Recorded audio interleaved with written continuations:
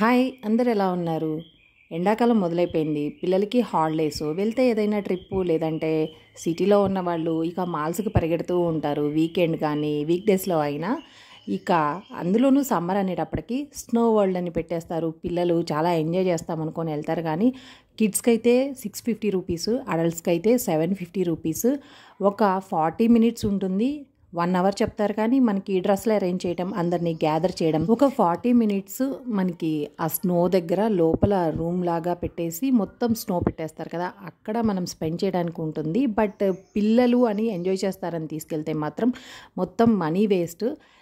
ఇక్కడికి మాత్రం వెళ్ళకుండా ఇలా చక్కగా మాల్స్‌లో ఇప్పుడు సమ్మర్ ఎఫెక్ట్ అందరూ ఫ్లాష్ మాబ్ డిఫరెంట్ చాలా గ్రూప్స్ వచ్చేసి కంపెనీస్ నుండి హెరిటేజ్ ఇలా కొన్ని సూపర్ మార్కెట్స్ అందరూ కలిసి పెర్ఫార్మెన్సెస్ మోస్ట్లీ కండక్ట్ చేస్తూనే ఉంటారు. అవి చూసి జస్ట్ ఏదో విండో షాపింగ్ చేసి తిరిగి రావడం బెటర్ కానీ స్నో వరల్డ్ ఏదో ఎంజాయ్ చేస్తారని మాత్రం అస్సలు వెళ్ళకూడదు.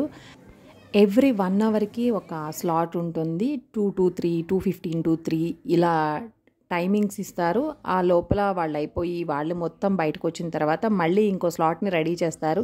ఈ జాకెట్స్, షూస్ ఇవన్నీ వేర్ చేసుకొని మనం పే చేసి ఇక ఇవన్నీ కలెక్ట్ చేసుకొని మొత్తం గ్యాదర్ అయ్యాక లోపలికి వెళ్తారు. కానీ ఇక్కడ ఏఎంబీ మాల్‌లో శరత్ సిటీ క్యాపిటల్ మాల్‌లో ఉన్న స్నో వరల్డ్‌కి అయితే జాకెట్స్ ఇచ్చారు.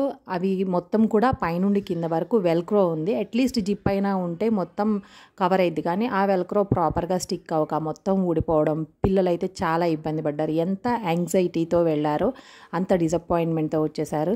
ఒక 10 మినిట్స్‌కి మించి లోపల ఉండలేకపోయారు. -7 మొత్తం ఆ స్నో ఉంటుంది.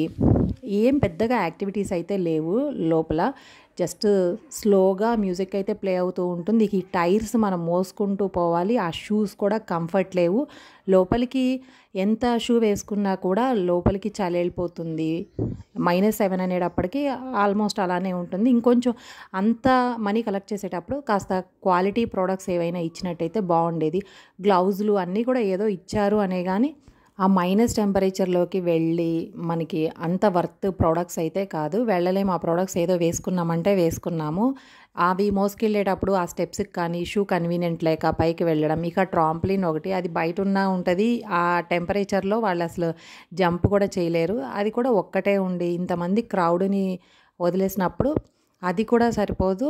జస్ట్ ఏదో పిక్స్ దిగడానికి లోపలికి వెళ్ళినట్టుంది. ఇంకా ఆ టైర్ తీసుకొని పైకి వెళ్ళిన తర్వాత అక్కడో పెద్ద క్యూ. ఇంకా అదొక్కటే ఎంజాయ్ చేయడానికి ఏదో స్లైడ్ లాగా రావడానికి అంతకుమించి ఏమీ లేవు. పైనకి వెళ్ళాక మొత్తం ఈ ఏసీ మైనస్లు మెయింటైన్ చేయడానికి ఆ ఏసీల ఫ్యాన్లు అక్కడే ఉండడం వల్ల ఆ పైకి వెళ్ళి ఆ క్యూలో ఉన్నప్పుడు చాలా సఫికేషన్గా అసలు బ్రీతింగ్ ఇష్యూ వచ్చినట్టు అయిపోయింది. ఇంకా పిల్లలు ముందుగానే అంటూ ఉన్నారు అక్కడికి వెళ్ళి వచ్చిన తర్వాత ఊపిరాడట్లేదు అని. సో నేను ఒకసారి తీసుకొని వెళ్ళాక అర్థమైంది అక్కడికి ఉన్నంతసేపు చాలా సఫికేషన్గా అసలు ఊపిరాడట్లేదని అయితే అనిపించింది. ఉండలేక 10-15 మినిట్స్కి పిల్లలైతే బయటకు వచ్చేసారు. వీళ్ళే కాదు ఆల్మోస్ట్ వెళ్ళిన వాళ్ళందరూ కూడా అలానే వచ్చేసారు. ఒక్క టీనేజర్స్ మ్యాక్సిమం ఏదైనా డాన్సులు కానీ అలా చేస్తూ కొంచెం ఎంజాయ్ చేయగలరు. కానీ ఇక బిలో 10 పిల్లలైతే వేస్ట్ వెళ్ళడం కూడా. మీకు ఈ వీడియో నచ్చితే తప్పకుండా లైక్ చేయండి, షేర్ చేయండి, ఛానల్ని సబ్స్క్రైబ్ చేయండి. Thanks for watching.